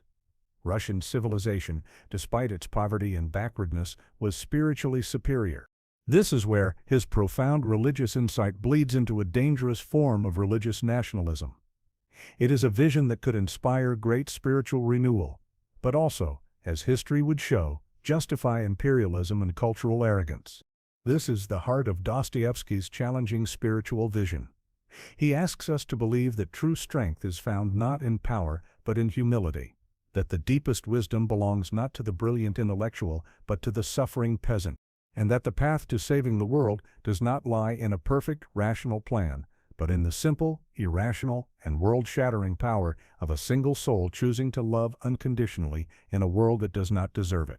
This passionate defense of Russian Orthodoxy was not just a theological position for Dostoevsky. It was a call to action. It was a cultural and political program that he believed held the only key to his nation's survival, and ultimately to the salvation of the world. He believed that the great illness of his time was a profound and tragic separation. A spiritual chasm had opened up in Russia. On one side stood the vast, silent majority of the Russian people, the peasantry who held on to their ancient Orthodox faith and their traditional way of life. On the other side stood the tiny educated and westernized elite, the intelligentsia. They were aliens in their own land. For 2 centuries, since the reforms of Peter the Great, this educated class had been desperately trying to turn Russia into a copy of Western Europe. They spoke French in their salons, they read German philosophy, they debated English political theory, they looked at their own people's traditions with contempt, as something backward and primitive that needed to be overcome. Dostoevsky saw this as a spiritual catastrophe. He believed that in its rush to imitate the West, the Russian intelligentsia had cut itself off from its own roots. They had lost their connection to the only source of true spiritual strength and cultural identity. He gave this source a name. He called it the Patra, the soil. This is the foundation of the movement he championed, known as Pochvennichество. The return to the soil. The soil was not just a metaphor for rural life. It was a symbol for the entire organic, spiritual, and cultural reality of the Russian people. It was their deep and abiding Orthodox faith. It was their communal value. It was their capacity for suffering and their profound understanding of humility and redemption. The soil was everything that was authentic, native, and spiritually alive in Russia. And the westernized intelligentsia, in their glittering capital of St. Petersburg, a city built by Peter the Great as a deliberate window to the West, had abandoned it. This was not just a political theory for Dostoevsky, this was his own life story. It was his most personal biographical agony. He was one of them. He was a product of this very intelligentsia. He grew up in the world of Western literature and radical socialist ideas. He was a man whose spirit had been shaped in the artificial, European-style city of St. Petersburg. He had, in his youth, looked down upon the simple faith of the common people. His 4 years in the Siberian prison camp was his forced, brutal, and ultimately redemptive return to the soil. For the first time in his life, he was stripped of his social class and forced to live, eat, and work side by side with the common Russian peasant criminal. He had to shed his intellectual arrogance. He had to listen, he had to learn, and what he learned changed him forever. He went into that prison camp believing that he, the educated intellectual, was there to enlighten the ignorant masses. He came out believing that the educated classes had nothing to teach the people, but had everything to learn from them.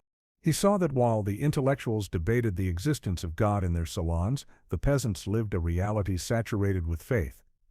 While the intellectuals theorized about the good, the peasants practiced simple acts of kindness and self-sacrifice in the harshest of conditions.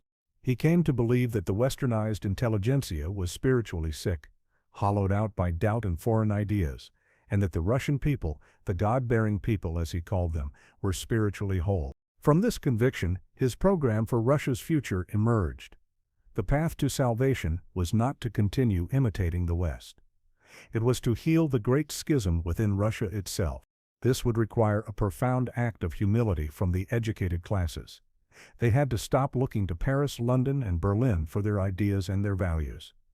They had to turn back and reconnect with their own people. They had to learn from the peasants' faith, from their capacity for suffering, and from their communal spirit of sobornost. This was a call for a complete transformation of Russian life. Instead of Western-style universities, he imagined educational institutions based on Orthodox theology and traditional Russian wisdom. Instead of a political system based on Western contracts and individualism, he imagined a society based on the Orthodox principle of a loving, organic community. Instead of a purely materialist economy, he imagined one grounded in spiritual values and mutual aid. This was not a call to go back to a primitive past. It was a call to create a uniquely Russian future, a new form of civilization that would be both modern and deeply spiritual. a civilization that could offer the world an alternative to the dead end of Western materialism. Dostoevsky believed this mission was a cosmic necessity. The path of the West, he was convinced, was the path of the Crystal Palace. It was leading to a world that was technically advanced but spiritually dead, a world of comfortable, sophisticated animals who had lost their capacity for genuine love, faith, and freedom. Russia, he believed, was humanity's last hope. Only Russia had preserved the authentic spirit of Christ in its Orthodox faith. Only Russia had a people who still understood the redemptive power of suffering. If Russia could heal itself, if its educated classes could return to the soil and reunite with the spiritual life of the people, then it could become a beacon for all of humanity. It could show the world that it was possible to be modern without losing your soul. But he also knew that this mission might fail. Russia might succumb to the temptation of the West. Its people might choose material comfort over spiritual depth. If that happened, Russia would become just another soulless, secular nation, and the world would lose its last best chance for spiritual renewal. This is Dostoevsky's most radical and counterintuitive vision for the future. He argued that for Russia to truly progress, it had to go backward. That for its brilliant intellectuals to become truly wise, they had to unlearn everything they had been taught and humble themselves before the simple faith of the uneducated peasant. The path to a truly modern and enlightened future, he insisted, did not lie in the glittering capitals of the West, but was buried deep in the dark, fertile, and sacred soil of its own past. This passionate call for a return to the spiritual roots of the nation was grounded in Dostoevsky's profound understanding of the individual human soul. He knew that before you could understand history or politics, you first had to understand the hidden, secret territory that lies beneath the surface of our conscious lives. He was the great cartographer of our inner darkness. Decades before Sigmund Freud would develop his theories of psychoanalysis in Vienna, Dostoevsky, in the pages of his novels, had already mapped the unconscious territories of the human mind with an unprecedented and terrifying precision. Freud himself would later acknowledge this, ranking Dostoevsky's literary achievement as second only to Shakespeare's and declaring that the Russian novelist had anticipated many of the central discoveries of psychoanalytic theory. But Dostoevsky's insights were not born from clinical theory. They were born from direct, unflinching observation of human nature under the most extreme conditions. His fundamental psychological discovery was this: human beings are driven by forces that operate below the level of their conscious awareness. We rarely act for the reasons we claim to act. Our conscious mind, the part of us that feels like I, is not the president in the Oval Office. It is the press secretary desperately trying to spin a positive story about decisions that have already been made in the secret chambers of the soul. Our stated values, our rational interests, our conscious intentions, these are often just an elaborate cover story, a justification for the powerful, hidden desires and repressed fears that truly motivate our behavior. Look at the characters we have met. Raskolnikov tells himself that he is committing murder to test a philosophical theory and to help the poor. But Dostoevsky shows us that the real, unconscious motivation is his desperate psychological need to overcome his own sense of personal inadequacy and to assert his power over a world that has made him feel small. Ivan Karamazov tells himself that his atheism is the product of a pure, cold, logical analysis of the problem of suffering. But the real, unconscious driver is his passionate, emotional inability to accept a world created by a God who would permit such horror. His rebellion is a cry of the heart, disguised as an argument of the mind. The underground man tells himself that he has withdrawn from society because he is a superior intellectual who sees through its hypocrisies. But the true, unconscious reason is his crippling terror of rejection and his profound inability to risk genuine, vulnerable human connection. In each case, the conscious explanation serves to hide, rather than reveal the true psychological dynamics at work. Dostoevsky's novels are perfect case studies of what psychologists would later call defense mechanisms, the unconscious strategies the ego uses to protect itself from painful truths. Raskolnikov's entire Superman theory is a magnificent and tragic rationalization, a logical excuse for an irrational desire. The underground man's contempt for others is a classic case of projection. He attributes his own self-hatred and weakness to the people around him. The buffoonish, chaotic behavior of old Fyodor Karamazov is a form of denial, a frantic lifelong attempt to distract himself from the spiritual emptiness at the core of his being. This insight into the divided nature of human motivation was revolutionary. If people do not truly understand their own reasons for acting, then social reform efforts that appeal only to reason and self-interest are doomed to fail. The biographical agony that gave Dostoevsky this X-ray vision into the human soul was his own relentless and brutal self-analysis. He was a man who was ruthlessly honest about his own dark impulses. His diaries, his notebooks, and his letters are filled with confessions of his own pride, his envy, his doubt, and his destructive addictions. His psychological genius came from his unflinching willingness to descend into his own underground, to confront the parts of himself that were ugly, irrational, and shameful. He understood the tyrannical power of unconscious guilt because he felt its weight every single day. This is a central theme in his work. He shows how a guilty conscience operates as an autonomous and unstoppable psychological force. It cannot be silenced by rational argument. Raskolnikov's conscious mind tells him his crime was justified, but his unconscious guilt attacks his body, racking him with fever and paranoia. It eventually drives him to a public square to confess, not because he is afraid of being caught, but because the psychological burden of his secret has become unbearable. Ivan Karamazov's conscious mind insists that he is innocent of his father's murder, but his unconscious guilt erupts into a brain fever, culminating in a terrifying hallucination of a shabby, cynical devil who is nothing more than the embodiment of his own repressed evil. His characters demonstrate that the conscience is a deep psychological reality. You can argue it away, you can deny it exists, but it will continue its work in the darkness, and it will eventually demand to be heard, either through confession or through madness. Dostoevsky also shows the long, haunting shadow of childhood trauma. He understood, long before it was a recognized psychological category, how the wounds of our early years continue to shape our adult lives. Smerdyakov's entire twisted character, his cynicism, his resentment, his murderous rage, is the poisoned fruit of the trauma of his illegitimate birth and his lifelong humiliation. His crime is in many ways the final pathetic act of a wounded child lashing out at the father who never loved him. But Dostoevsky never presents trauma as a complete excuse. To do so would be to deny the sacred reality of human freedom. Trauma influences us, it wounds us, it creates powerful unconscious patterns, but it does not determine us. The possibility of choosing a different path, the possibility of redemption, always remains. This is the great psychological frontier that Dostoevsky opened for us.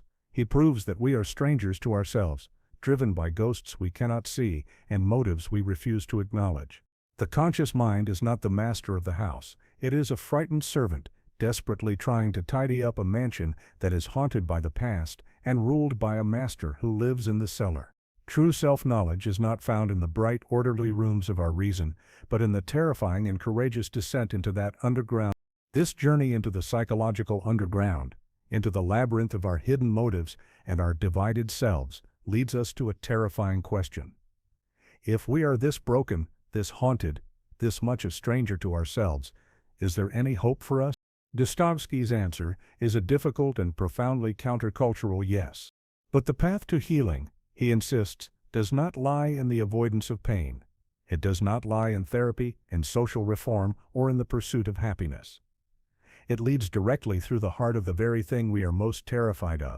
This is his most challenging, most essential, and most radical teaching. The idea of suffering as the path to redemption. We live in a civilization that has declared war on suffering. Our entire modern project is geared towards its elimination. We see suffering as an unmitigated evil, a technical problem to be solved through better medicine, better technology, better economic policies, and better psychological techniques. From a Dostoevskian perspective, this is a profound and dangerous misunderstanding. He would argue that a world without suffering would not be a utopia. It would be a spiritual wasteland. He believed that suffering, while terrible, is also the primary and perhaps only crucible in which a human soul is truly forged. It is the necessary condition for spiritual growth, for compassion, and for the discovery of authentic meaning. How does this transformation work? What is the strange alchemy that can turn pain into wisdom? First, Dostoevsky understood that the greatest obstacle to our spiritual development is our own pride. Our intellectual arrogance, our comfortable illusion of self-sufficiency. We believe we can control our lives, that we are the masters of our own destiny. Profound, unearned suffering shatters this illusion. It is the great hammer that breaks our ego. It forces us to our knees and makes us confront our own helplessness, our own fragility, our own desperate need for something beyond ourselves. Only when the proud intellect is broken can the heart begin to open. Second, suffering is the school of compassion. It is very easy to be indifferent to the pain of others when you have never truly suffered yourself. It is easy to preach simple solutions and to judge those who fail. But when you have been broken, when you have known despair, you develop a new kind of vision. You learn to see the silent pain in the eyes of others. Suffering breaks us out of the prison of our own ego and connects us to the shared, tragic, and beautiful reality of the human condition. It is the foundation of empathy. And finally, it is only from this position of humility and compassion that a person can become open to the possibility of grace. True spiritual transformation, Dostoevsky believed, is not something we achieve through willpower. It is a gift that we receive, but we can only receive that gift when our hands are empty and our hearts are open. Suffering is the force that empties our hands of our own self-made idol. This was not a theory for Dostoevsky. This was the central truth of his own life. His biographical agony in the Siberian prison camp was the event that destroyed his life, and in doing so, saved his soul. He entered that house of the dead as a proud, westernized intellectual, full of theories about how to perfect the world. The suffering he endured there, the brutality, the sickness, the degradation, stripped all of that away. It was a 4-year-long process of being broken down to his very essence. And in that brokenness, he discovered something new. He discovered the profound, simple faith of the peasants. He discovered his own capacity for sin and his own need for forgiveness. He discovered that the path to God was not through the intellect, but through humility and the acceptance of suffering. Siberia killed the arrogant young theorist and allowed the profound spiritual artist to be born. But Dostoevsky was too much of a realist to present suffering as a magic formula. He knew that pain does not automatically ennoble, it can also corrupt. This is a crucial distinction. There is destructive suffering, and there is redemptive suffering. The difference lies not in the pain itself, but in our spiritual response to it. The underground man is the great example of destructive suffering. His pain, his loneliness, his humiliation, his alienation does not lead him to compassion. It leads him to spite. It makes him more bitter, more resentful, more locked inside the prison of his own ego. This is suffering filtered through a proud and rebellious will. It is hell. Then there is redemptive suffering. This is the suffering embodied by characters like Sonia Marmeladova in Crime and Punishment.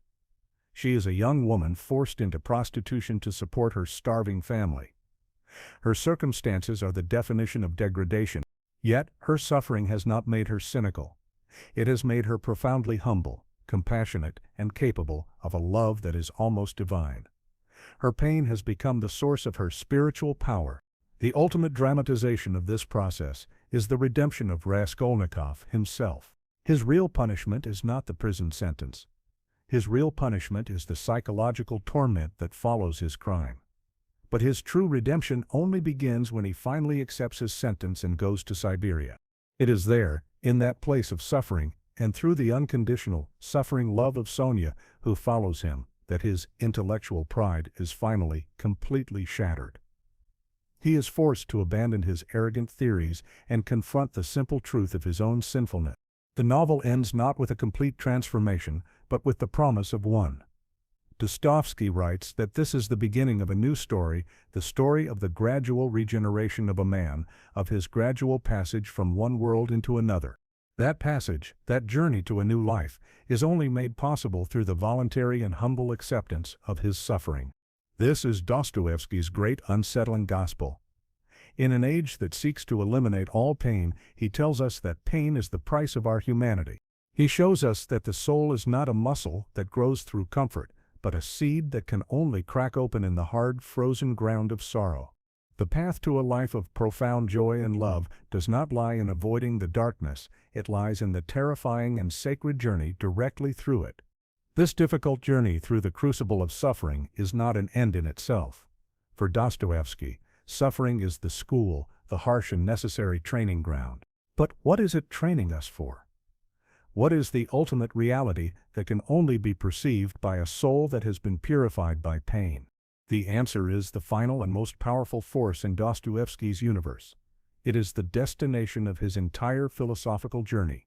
It is the only possible antidote to the poisons of nihilism, egoism, and despair. The answer is love. Now, when Dostoevsky speaks of love, he is not speaking of the sentimental romantic feeling that our modern culture is obsessed with. He is not talking about the search for a person who will make you happy, who will complete you, who will fulfill your needs. To him, that is just a disguised and sophisticated form of egoism. The love that lies at the heart of Dostoevsky's world is a different and far more demanding force. It is active love. It is a love that is defined not by what it receives, but by what it gives. It is not a feeling, it is an action. It is not about happiness. It is about sacrifice. It is a cosmic principle, the fundamental energy that holds the universe together. For Dostoevsky, in its ultimate sense, this love is identical with God. And the capacity for this love is the one thing that makes human beings capable of redemption. This is not a love that can be understood through rational analysis. It can only be witnessed. And Dostoevsky shows it to us through his most radiant characters. The primary embodiment of this active love is Sonia Marmeladova from Crime and Punishment. By every worldly standard, Sonia's life is one of absolute degradation. She is a young woman who has been forced into prostitution to support her starving family. She is a social outcast, shunned and despised. And yet, she is the undeniable moral and spiritual center of the entire novel. She is a living saint, walking through the filth of the St. Petersburg slums. Her love is not a passive, gentle feeling. It is a fierce, courageous, and active force. When she meets the murderer Raskolnikov, she does not see a monster. She sees a deeply suffering and tormented soul. Her love is not blind to his crime. It looks directly at his sin, at his pride, at the full horror of what he has done, and it does not turn away. Her love is an act of will. She calls him to confess, not to be punished, but to be healed. And in the novel's most powerful expression of redemptive love, she follows him into his exile in the Siberian prison camp. She chooses to share in his suffering. She sacrifices her own life to be near him, to offer him a constant, silent presence of unconditional forgiveness. This is active love. It does not seek its own comfort. It willingly enters into the suffering of another in order to save them. In the Brothers Karamazov, this ideal is represented by the young novice monk, Alyosha, and his spiritual mentor, the elder father Zosima. Zosima is the great teacher of active love. He teaches that it is a harsh and dreadful thing compared to the love of our dreams. It requires work, patience, and a constant struggle against our own ego. His central teaching is a radical call to universal responsibility. He says, make yourself responsible for all men's sins, for as soon as you sincerely make yourself responsible for everything and for all men, you will see at once that it is really so. Alyosha is the student who puts this teaching into practice. He moves through the chaotic, violent, and selfish world of his family, not with judgment, but with a quiet, listening love. He does not preach, he acts. He comforts the grieving. He stands by the accused. He inspires the young. His love is practical, humble, and has a transformative effect on almost everyone he encounters. But Dostoevsky, with his brutal realism, also knew that this kind of love does not always produce a happy ending in this world. This is the tragedy of Prince Mishkin in The Idiot. Mishkin is Dostoevsky's attempt to portray a truly Christ-like figure, a man of perfect, innocent, and unconditional love. He loves everyone, forgives everything, and seeks nothing for himself. But in the corrupt, transactional, and ego-driven world of high society, his goodness is not a healing force. It is a catalyst for chaos. His innocence is seen as foolishness. His compassion is exploited. His attempts to love and save the two women in his life, Nastasya and Aglaya, inadvertently help to destroy them both. He ends the novel in a state of complete mental collapse. This is Dostoevsky's warning against a naive or sentimental understanding of love. Active love is not a magic wand that solves all problems. In a fallen world, the purest love can lead to the most tragic outcomes. Its victory is not always visible on the surface of life. It is a victory on a deeper spiritual level. The biographical agony that underpins this entire vision was Dostoevsky's own lifelong struggle to live up to this ideal. He was a man capable of profound love. His devotion to his second wife, Anna, who saved him from his addictions and gave his life stability, was immense. His grief at the death of his young son, Alyosha, was the deepest wound of his life. But he was also a man who was intimately familiar with the forces that oppose love. His own pride, his ego, his gambling addiction, his moments of spite and jealousy. He knew how difficult this ideal of selfless, active love was because he failed to live up to it day after day. His great loving characters, like Alyosha and Zosima, are not self-portraits, they are his aspirations. They are the men he desperately wished he could be. His writing was itself an act of striving, a prayer for a love that he found almost impossible to consistently practice. This, then, is Dostoevsky's final and most revolutionary claim. He tells us that love is not the search for a person who will make you happy.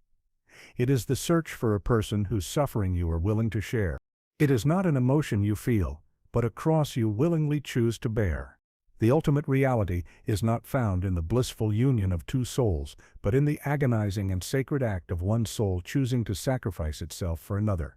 This radical, self-sacrificial and active love that we see in Dostoevsky's greatest characters, where does it come from? It is not a product of human reason or a simple act of willpower. For Dostoevsky, this kind of love is a direct manifestation of divine grace. It is the reflection of Christ's own love in the human soul. But this raises the final, most difficult, and most personal question of all. In a world filled with the suffering of innocent children, in a world where reason and logic seem to lead inevitably to Ivan Karamazov's rebellion, in a world where our own minds are haunted by doubt and despair, how can a person possibly choose to believe in such a God? This is the question of the leap of faith. Dostoevsky offers no easy answers. He does not try to logically prove the existence of God. He believed that all such rational proofs were not only intellectually weak, but spiritually worthless. A faith that is based on a logical argument is not faith at all. A belief that is compelled by irrefutable evidence is not a free choice. He understood this so deeply that he deliberately created characters like Ivan Karamazov, giving them arguments against God that are intellectually unanswerable. He does this to show us the limits of reason. He demonstrates that the human intellect, when it follows its own logic to the very end, will always arrive at a dead end. It will arrive at Ivan's rebellion, at the nihilism of the underground man, or at the cold totalitarian utopia of the Crystal Palace. Reason alone cannot solve the ultimate questions of existence. It cannot provide a foundation for meaning, for morality, or for love. So, if reason cannot get us there, what is the alternative? The alternative, for Dostoevsky, is a choice, an existential leap. It is the decision to believe, not because you have a logical proof, but because the alternative is spiritually and psychologically unlivable. It is a conscious, passionate, and often agonizing commitment, made not in the absence of doubt, but in the very teeth of it. This was not a theoretical position for him. This was the central biographical agony of his own life. Dostoevsky was not a simple, pious man who never questioned his beliefs. He was a man who was tormented by doubt his entire life. He famously confessed in one of his notebooks, "It is not as a child that I believe in Christ and confess him. My Hosanna has passed through a great furnace of doubt." He understood the arguments for atheism better than most atheists, because he felt their full, crushing force in his own soul every single day. His faith was not a comfortable inheritance, it was a hard-won, constantly renewed, and often desperate choice. It was a choice made in the face of his own suffering, his epilepsy, his poverty, the devastating loss of his children. It was a choice made in the face of his own intellectual skepticism. This is what gives his portrayal of faith such a profound and unshakable authenticity. He shows us that the opposite of faith is not doubt. The opposite of faith is a cynical certainty. Dostoevsky's great argument for faith is ultimately a pragmatic and existential one.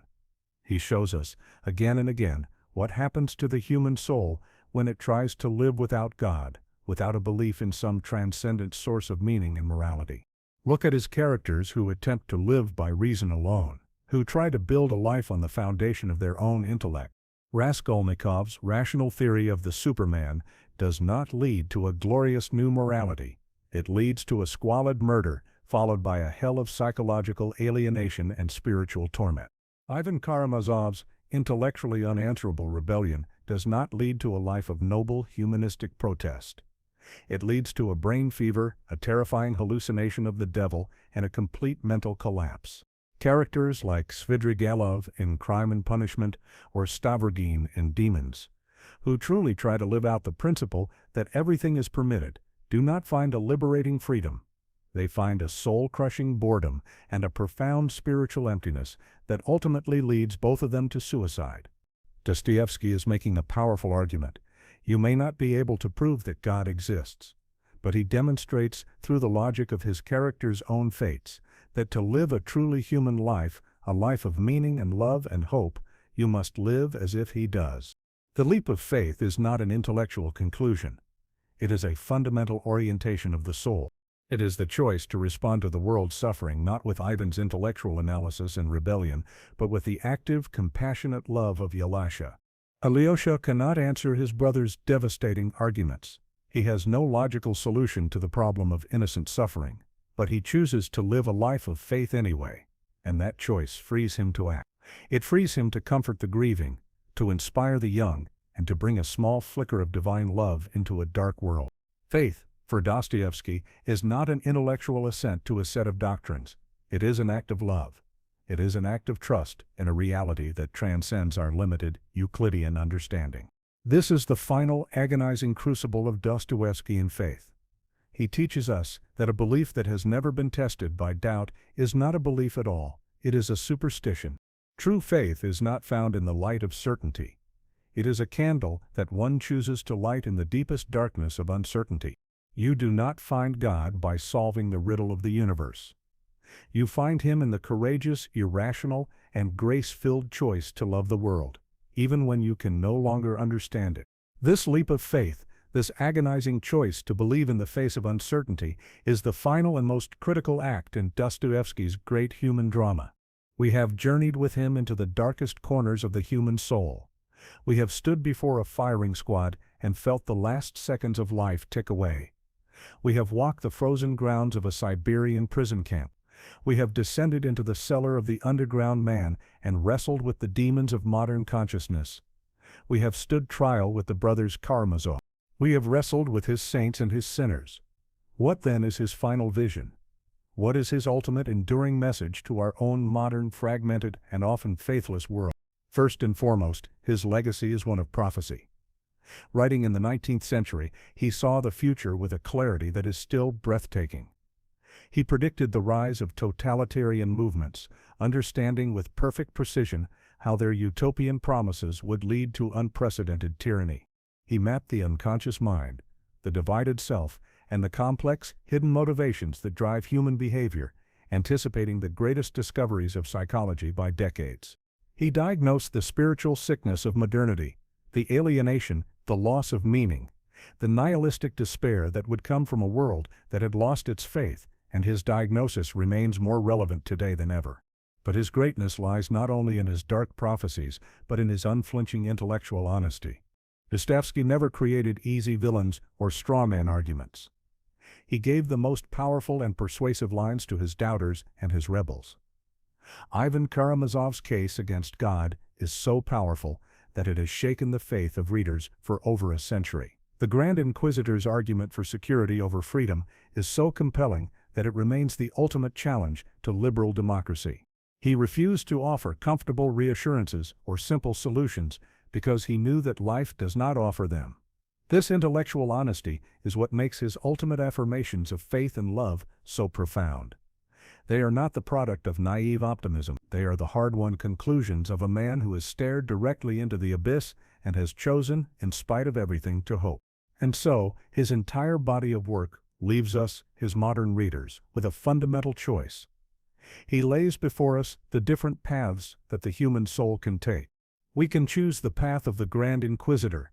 We can trade our terrible, burdensome freedom for the promise of security, happiness, and certainty. We can hand over our responsibility to a benevolent authority, be it a political party, an ideology, or a technological system that promises to solve all our problems for us. We can choose the path of Ivan Karamazov. We can demand that reality conform to our own rational and moral expectations. We can stand in judgment over the universe and reject any creation and any creator that fails to meet our standards of justice. We can choose the path of the underground man. We can retreat from a world we find meaningless and irrational into a bitter, resentful isolation. We can use our freedom only to prove our own perversity, choosing our own suffering as the final, pathetic assertion of our autonomy. Or, Dostoevsky tells us, we can choose another path.